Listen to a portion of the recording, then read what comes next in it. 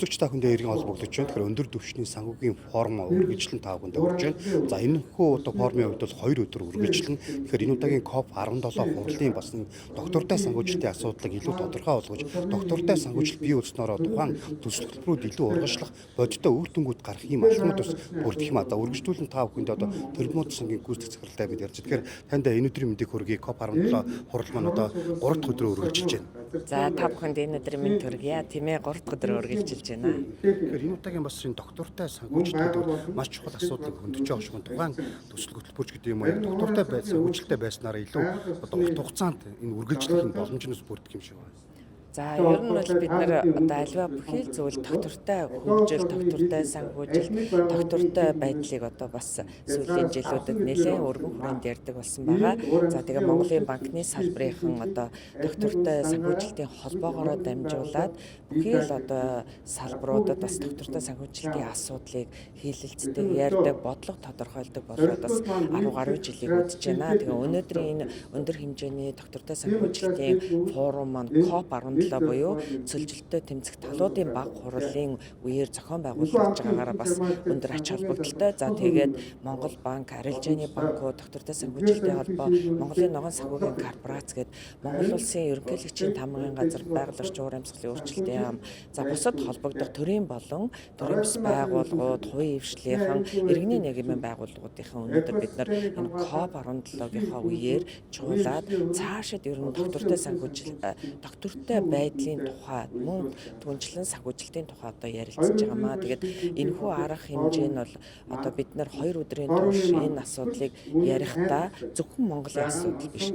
бүс нутгийн асуудал, дэлхийд тулгамдаад байгаа асуудал. Цаашид бид нар ер нь энэ цэгэр гариг дээр амьдрахын тулд бас доктортой альва зүйл дээр одоо яаж амьдруул доктортой байх юм. За үүнд шаардлагатай хамгийн нэг чухал зүйл бол мэдээж хэрэг санхүүжилтийн асуудал. Тэгээд энэ асуудлын талаар ярилцж байгаамаа. Тэгэхээр бидний хувьд одоо энэ удаагийн COP17 хурлаас энэ доктортой санхүүжилтээ бүрдүүлэхэд бол хэр зэрэг одоо бусад хүмүүстэй илүү хамтын ажиллагаа өргөжүүлэх чиглэлээр одоо анхаараасаа гэж таны хөдөлмөр байна.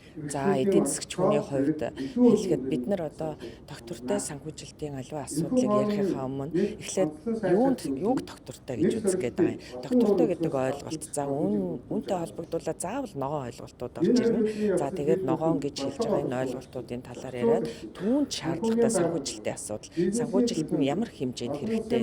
За тэгээд бусад одоо энэ санхүүжилтийн асуудлыг ярихдаа ер нь бусад оролцох талуудад ижил тэгш боломжоор хангах. За тэгээд санхүүжилт нь тодорхой байх, хэмжигт хүйц байх, тэгээд хөрсөн үр дүнгээ одоо хамтдаа хэлэлцэх ийм л асуудлыг онцгой анхаараасаа гэж үзэж байгаа. Тэгэхээр COP17 болж байгаа энэ цаг үед Монгол улсад Улаанбаатар хотод болж байгаа нь өөр өндөр маш ач холбогдолтой.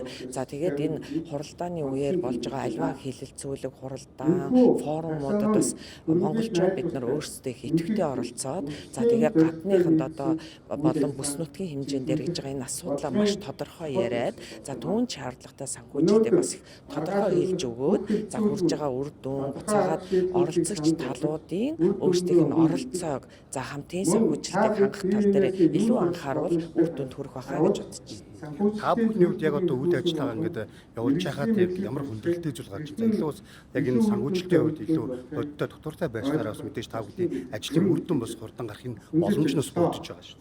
Тийм ээ. Тэрбумодсан бол Монгол улсад одоо арилжааны банкуд нийлээд Монгол улсын ерөнхийлөгчийн нэгдсэн үндэсний байгууллагын эндэр дээр зарласан энэ тэрбумод тарих үндэсний хөдөлгөөнд нэгдээд дэмжиж оролцсон ийм сан байгаа юм. За тэгээд манай сан болохоор ер нь бид нар одоо аливаа зүйлийг хийхдээ байгаль орчин энэ цөлжилт, уур амьсгалын өөрчлөлтөд тэмцэх эрдэмтдийн судалгаар бол хамгийн сайн нь мод тарих гэдэг энэ одоо зүйлүүд байгаа юм. За тэгэхээр мод тарих энэ ажлыг хийхэд бол бид нар зөвхөн мод биш, хөрс, ус, байгаль, цөлжилт, за түүний шалтгаан, за түүнд шаардлагатай хэмжээ, санхүүжилт, хөрөнгө оруулалтын хэмжээг бас тодорхойлох асуудлууд болж байгаа. Тэгээ бид нар юу тулгараад байна вэ гэхээр мэдээж хэрэг бид нар өөрсдөө дэлхийд энэ аливаа одоо гаргаж байгаа асуудлуудаа дэлхийн хилээр ойлгогдох одоо нэр томьёогоор санхүүгийн дүн тодорхой, оролцоо тодорхой ийм л зүйлийг тодорхой болгоод ирэх юм бол цаашдаа одоо аливаа төсөл хөтөлбөрүүд альва өөрсдөө зорж байгаа зорилтуудыг бас тодорхойлоход чухал юм болов уу гэж бодож байгаа. За тэгээ бид нарт тулгараад байгаа хүндрэл юу гэхээр мэдээж хэрэг санхүүжилт. аливаа зүйлийг одоо бид нар бол тодорхойлж чадаад байна те. Манай хөрс ямар юм, манай цөлжилт ямар хэмжээтэй байгаа юм. Сүүлийн 5 жилийн хугацаанд одоо бид нар цөлжилт маань 76.9%-аас 81.9% болчлоо тийм үү. За энэ 5% өсөж байгаа энэ асуудал бид нар одоо яаж хандах юм гэдгээ тодорхойлж чадаад байгаа юм. За манлайлж бас чадаад байна тийм үү. Монгол улс одоо бүс нутагта бас энэ асуудлыг доктортой санхүүжилтийг ярьдаг, мод тарих асуудлыг ярьдаг, байгаль уур амьсгалын өөрчлөлтийг ярьдаг, цөлжилтийн тухай ярьдаг болоод байгаа нь бас их томоохон дэвшил. За үүнийгээ бид нар одоо тэр санхүүгийн хэрэгслүүдтэй яаж холбох юм, санхүүжилт яаж татах юм.